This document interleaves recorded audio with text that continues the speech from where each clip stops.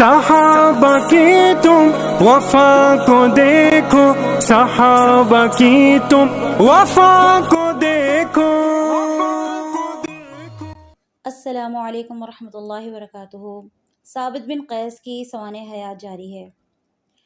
خطابت اور فصاحت کی دنیا میں حضرت ثابت بن قیس کا بہت بڑا نام ہے۔ فصاحت و بلاغت، بیان و کلام کے آسمان پر انہوں نے بڑی فتح و نصرت کے جھنڈے گاڑے۔ جس سال رسول اللہ صلی اللہ علیہ وسلم کی خدمت میں مختلف قبائل کے وفود آنے شروع ہوئے، ان میں بنو تمیم کا ایک وفد آیا، جس میں ان کا مشہور و معروف خطیب عطار بن حاجب بن زرارہ تھا، جس پر انہیں بڑا ناز تھا۔ تمیمی اٹھے، کہنے لگے، یا محمد، ہم آپ کے پاس اس لیے آئے ہیں تاکہ ہم آپ کے سامنے قومی و قبائلی فخر و مباحث کا اظہار کریں۔ آپ ہمارے خطیب اور شاعر کو اجازت دیں تاکہ وہ اپنے اپنے فن کا مظاہرہ کریں۔ کیسے کیسے جوہر ہم نے چھپا رکھے ہیں۔ رسول اللہ صلی اللہ علیہ وسلم نے فرمایا، میں آپ کے خطیب کو اجازت دیتا ہوں، وہ اپنی خطابت کے جوہر دکھلائے، جو کہنا چاہے کہے۔ عطار بن حاجب بن زرارہ کھڑا ہوا اور یوں گویا ہوا، تمام تر تعریف اللہ کے لیے، جس کا ہم پر بڑا فضل و کرم، اور وہ واقعی ہر قسم کی تعریف کا اہل ہے، جس نے ہمیں بادشاہ بنایا، ہمیں بہت مال و دولت عطا کیا، ہم اپنے مال سے اچھے کام سر انجام دیتے ہیں۔ اس نے ہمیں اہل مشرق سے میں معزز بنایا، ہم تعداد میں سب سے بڑھ کر اور تیاری میں سب پر فوقیت رکھنے والے ہیں۔ لوگوں میں بھلا ہم جیسا کون ہے؟ ہمسا ہو تو سامنے آئے، کیا ہمیں لوگوں کے سردار اور فضل و شرف کے اعتبار سے ان میں سب سے بڑھ کر نہیں؟ جو ہمارے مقابلے میں فخر کا اظہار کرتا ہے، وہ اپنی افرادی قوت کا ہماری افرادی قوت سے موازنہ کر کے دیکھ لے۔ باتیں تو بہت سی ہو سکتی ہیں، لیکن ہمیں اندیشہ ہے کہ ہم اپنی تمام خوبیوں کا تذکرہ کیا اگر تو ہم بات بہت آگے بڑھ جائے گی۔ لوگ ہمارے مقام و مرتبے اور طول و اتوار کو جانتے ہیں، میں اسی پر اکتفا کرتا ہوں۔ کوئی ہے تو وہ ہم جیسی گفتگو اور ہم سے بہتر کارنامہ پیش کرے۔ رسول اللہ صلی اللہ علیہ وسلم نے اپنے خطیب اور شہسوار حضرت ثابت بن قیس سے فرمایا، اے ثابت، ذرا اٹھو، اس شخص کے خطاب کا اپنا خطیبانہ انداز میں جواب دو۔ حضرت ثابت اٹھے اور عطار کا یوں جواب دیا، سب تعریفیں اس اللہ کے لیے جس نے آسمانوں اور زمین کو پیدا کیا، ان میں اپنا حکم نافذ کیا، اس کا علم اس کی کرسی کو اپنے احاطے میں لیے ہوئے، ہمیشہ ہر چیز اسی کے فضل و کرم سے ہمارے سے وجود میں آتی ہے۔ پھر اس نے اپنی قدرت کاملہ سے ہمیں بادشاہ بنایا، اس نے اپنے بہتر بندوں میں سے ایک رسول کا انتخاب کیا جو حسب و نسب کے اعتبار سے معزز و افضل ہیں، اس پر ایک کتاب نازل کی، اسے اپنی مخلوق کا امین قرار دیا، وہ تمام جہانوں میں اللہ تعالیٰ کا بہترین انتخاب ٹھہرے۔ پھر آپ نے لوگوں کو ایمان کی دعوت دی، رسول اللہ صلی اللہ علیہ وسلم پر آپ کی قوم اور رشتہ دار مہاجرین ایمان لائے، آپ خاندانی لحاظ سے تمام لوگوں سے بڑھ کر عزت والے، سب لوگوں سے بڑھ کر حسین و جمیل، اور سب لوگوں میں بہت زیادہ کارنامے انجام دینے والے ہیں۔ پھر آپ صلی اللہ علیہ وسلم نے سب سے پہلے اللہ تعالیٰ کے احکامات کو قبول کیا۔ رسول اللہ نے جب ہمیں دعوت دی تو ہم نے دل و جان سے آپ کی دعوت کو قبول کیا، ہم اللہ کے انصار اور اس کے رسول کے وزیر ٹھہرے۔ آپ لوگوں سے نبرد آزما ہوئے یہاں تک کہ وہ ایمان لائیں۔ جو اللہ اور اس کے رسول پر ایمان لے آیا، اس نے اپنے مال اور جان کو محفوظ کر لیا، اور جس نے انکار کیا تو ہم نے ہمیشہ اس سے اللہ کے لیے جہاد کیا، اسے قتل کرنا ہمارے لیے آسان تھا۔ بس یہی بات میری ہے، میں اللہ سے اہل ایمان مردوں اور عورتوں کے لیے بخشش طلب کرتا ہوں۔ والسلام علیکم۔ حکیمانہ اسلوب، شگفتہ گوئی اور سیاسی انداز اپناتے ہوئے بنو تمیم کا خطاب کا حضرت ثابت بن قیس نے جواب دیا تو وہ انگشت بداں رہ گیا۔ حضرت ثابت خطاب کے دوران یوں دکھائی دیتے تھے جیسے ان صحیفوں کو بغیر تکلیف کے پڑھتے جا رہے ہوں، جو گھروں میں نور و ہدایت کو پھیلانے کا باعث بن رہے ہوں۔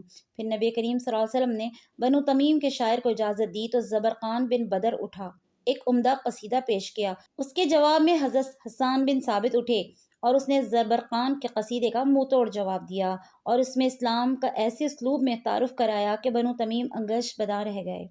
اقرا بن حابس تمیمی کہتے ہیں کہ بخدا مجھے معلوم نہیں کہ یہ اصل معاملہ کیا ہے۔ ہمارے خطیب نے گفتگو کی تو ان کے خطیب نے اس سے بہت عمدہ اور اچھا انداز اپنایا، ہمارے شاعر نے اپنا کلام پیش کیا تو ان کا شاعر اس سے بازی لے گیا۔ پھر اقرا بن حابس تمیمی رسول اللہ صلی اللہ علیہ وسلم کے قریب ہوا اور اس نے برملا یہ قرار کر دیا، اشہد ان لا الہ الا اللہ وانک رسول اللہ، کہ میں گواہی دیتا ہوں کہ اللہ کے سوا کوئی معبود حقیقی نہیں اور آپ واقعی اللہ کے رسول ہیں۔ نبی کریم صلی اللہ علیہ وسلم نے ارشاد فرمایا، اسلام قبول کرنے سے پہلے جو کچھ بھی تمہاری طرف سے سرزد ہوا وہ تمہیں کوئی نقصان نہیں دے گا۔ پھر آپ نے انہیں تالیف قلبی کے خاطر نقدی اور لباس کی صورت میں عطیات دیے۔ یہ کوئی انعام نہیں تھا، صرف دلجوئی کی ایک عمدہ صورت تھی۔ حضرت ثابت بن قیس قبائل کے وفود کو نبی کریم صلی اللہ علیہ وسلم کے سامنے پیش کرتے اور آپ کے پاس ہی رہتے۔ جب آپ صلی اللہ علیہ وسلم انہیں حکم دیتے تو یہ وفود سے خطاب کرتے۔ ایک دفعہ رسول اللہ صلی اللہ علیہ وسلم نے انہیں مسیلمہ کذاب کو جواب دینے کا حکم دیا۔ حضرت عبداللہ بن عباس فرماتے ہیں کہ رسول اللہ صلی اللہ علیہ وسلم کے دور میں مسیلمہ کذاب اپنی قوم کے لاؤ لشکر کے ساتھ مدینہ منورہ آیا۔ اس نے تجویز پیش کی کہ اگر محمد صلی اللہ علیہ وسلم مجھے اپنے بعد اپنا نائب نامزد کر دیں تو میں آپ کی پیروی اختیار کر لوں گا۔ نبی کریم صلی اللہ علیہ وسلم حضرت ثابت بن قیس کے ہمراہ تشریف لائے۔ آپ نے اپنے ہاتھ میں ایک چھڑی پکڑی ہوئی تھی اور مسیلمہ اور اس کے ساتھیوں کے سامنے آ کر کھڑے ہوئے۔ آپ نے مسیلمہ کو مخاطب کر کے یہ ارشاد فرمایا، اگر تم مجھ سے یہ چھڑی مانگو تو میں تمہیں یہ بھی نہیں دوں گا، تو اللہ کے حکم سے تم کہیں بچ کر نہیں جا سکتے۔ اگر تو نے انحراف کیا تو اللہ تیری جڑیں کاٹ کر رکھ دے گا۔ میں تجھے بعینی اسی طرح دیکھ رہا ہوں جیسے میں نے خواب میں دیکھا۔ میری طرف سے ثابت بن قیس تیری باتوں کا جواب دیں گے۔ یہ کہہ کر آپ تشریف لے گئے۔ حضرت عبداللہ بن عباس فرماتے ہیں کہ میں نے نبی کریم صلی اللہ علیہ وسلم کی اس بات کے بارے میں دریافت کیا کہ میں نے تجھے ویسے ہی دیکھا جیسے مجھے خواب میں دکھایا گیا، تو حضرت ابو ہریرہ نے مجھے بتایا کہ رسول اللہ صلی اللہ علیہ وآلہ وسلم نے فرمایا، میں سویا ہوا تھا، میں نے اپنے ہاتھ میں 2 سونے کے کنگن دیکھے۔ یہ دیکھ کر مجھے بڑا افسوس ہوا۔ مجھے خواب ہی میں وحی کی گئی کہ میں ان کنگنوں پر پھونک مار دوں۔ میں نے پھونک ماری تو وہ دونوں اڑ گئے۔ میں نے اس کی تعبیر یہ کی کہ میرے بعد 2 کذاب منظر پر آئیں گے جو جھوٹی نبوت کا دعویٰ کریں گے۔ ایک ان میں سے صنع یمن کا رہنے والا اسد انسی اور دوسرا یمامہ کا رہائشی مسیلمہ کذاب ہوگا۔ حضرت ثابت بن قیس کے قرآن کریم کے ساتھ خوشگوار لمحات بسر ہوئے، کیونکہ قرآن کریم کی خوشبودار ہوائیں ایسی ہیں جن سے سینوں میں ٹھنڈک اور عقلوں میں روشنی پیدا ہوتی ہے۔ حضرت ثابت بن قیس فصیح و بلیغ قرآن کریم کو جاننے والے اور اس کے اعجاز کو سمجھنے والے صحابی تھے۔ وہ گفتگو کے جملے طریقوں کو خوب اچھی طرح جانتے تھے۔ یہ خوبیاں ان میں اس لیے پیدا ہوئی تھیں کہ معلم اول رسول اللہ صلی اللہ علیہ وسلم کی آغوش میں پناہ گزین تھے اور براہ راست علمی فیض حاصل کر رہے تھے۔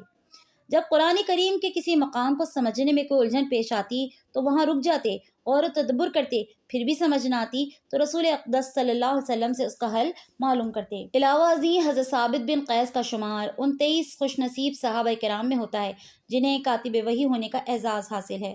قرآن کریم کے ساتھ گزارے گئے خوشگوار لمحات میں سے ایک نہایت ہی قیمتی اور سنہری موقع وہ ہے کہ جبکہ حضرت ثابت بن قیس رسول اقدس صلی اللہ علیہ وسلم کے دامن میں پناہ گزین ہوئے، آپ نے حضرت ثابت بن قیس کی عمدہ طبیعت، ایمان کی گہرائی اور اپنے خالق کے ساتھ مضبوط رابطے کا مشاہدہ کیا تو انہیں سعادت کی زندگی، شہادت کی موت، اہل جنت میں سے ہونے کی خوشخبری سنائی۔ تاریخ کی کتابوں میں یہ بات مذکور ہے کہ حضرت ثابت بن قیس نے عرض کی، یا رسول اللہ صلی اللہ علیہ وسلم، مجھے اندیشہ ہے کہ میں تباہ و برباد ہو جاؤں گا، اس لیے اللہ نے ہمیں منع کیا ہے کہ ہم یہ دلی رغبت رکھتے ہوں کہ ہمارے ان کاموں کے حوالے سے تعریف کی جائے جو ہم نے سر انجام نہ دیے ہوں، اور میری کیفیت ہے کہ مجھے اپنی تعریف بہت پسند ہے۔ اللہ تعالیٰ نے نخوت اور کڑخو کو منع کیا ہے اور میں ایک ایسا شخص ہوں جو حسن و جمال کو بہت پسند کرتا ہوں۔ اللہ تعالیٰ نے ہمیں اس سے بھی روکا ہے کہ ہم اپنی آوازیں آپ کی آواز سے بلند کریں۔ میں ایک ایسا شخص ہوں جس کی آواز بڑی بلند ہے۔ رسول اللہ صلی اللہ علیہ وسلم نے ارشاد فرمایا، اے ثابت، کیا تجھے یہ پسند ہے کہ سعادت کی زندگی، شہادت کی موت حاصل کرے اور تو جنت میں داخل ہو؟ انہوں نے عرض کی، یا رسول اللہ، بالکل، کیوں نہیں؟ تو واقعی انہوں نے سعادت کی زندگی مسیلمہ کذاب کے مقابلے میں جنگ یمامہ میں جام شہادت نوش کر کے حاصل کی۔ طبری اور ابن کثیر رحمۃ اللہ علیہ اپنی اپنی تفاسیر کی کتابوں میں یہ آیت کریمہ کے ضمن میں یہ بات لکھتے ہیں، وَلَوْ أَنَّا كَتَبْنَا عَلَيْهِمْ أَنِ اقْتُلُوا أَنفُسَكُمْ أَوِ اخْرُجُوا مِنْ دِيَارِكُمْ مَا فَعَلُوهُ إِلَّا قَلِيلٌ مِّنْهُمْ سورہ نساء۔ اگر ہم نے انہیں یہ حکم دیا ہوتا کہ اپنے آپ کو ہلاک کر دو یا اپنے گھروں سے نکل جاؤ تو ان میں سے کم ہی آدمی اس پر عمل کرتے۔ ایک دفعہ حضرت ثابت بن قیس اور ایک یہودی شخص کے درمیان باہمی طور پر فخر و مباحثت کا تذکرہ ہوا۔ یہودی کہنے لگا، اللہ کی قسم، اللہ تعالیٰ نے ہم پر یہ حکم نازل کیا کہ ہم اپنے آپ کو قتل کر دیں، تو ہم نے اپنی جانوں کو قتل کر دیا۔ حضرت ثابت بن قیس نے ان کے جواب میں کہا، اللہ کی قسم، اگر اللہ ہمیں یہ حکم دیتا کہ تم اپنی جانوں کو قتل کر دو تو ہم بھی اپنی جانوں کو قتل کر دیتے۔ تو اللہ تعالیٰ نے قرآن مجید کے اندر یہ آیت نازل کر دی، وَلَوْ أَنَّهُمْ فَعَلُوا مَا يُوعَظُونَ بِهِ لَكَانَ خَيْرًا لَهُمْ وَأَشَدَّ تَثْبِيتًا۔ حالانکہ جو نصیحت ان کو کی جاتی ہے اگر یہ اس پر عمل کرتے تو یہ ان کے لیے زیادہ بہتری اور زیادہ ثابت قدمی کا باعث بنتی۔ یہ بات رسول اللہ صلی اللہ علیہ وسلم تک جب پہنچتی ہے تو آپ نے ارشاد فرمایا، میری امت میں کچھ لوگ ایسے ہیں جن کے دلوں میں ایمان مضبوط پہاڑوں سے بھی زیادہ پختہ ہے۔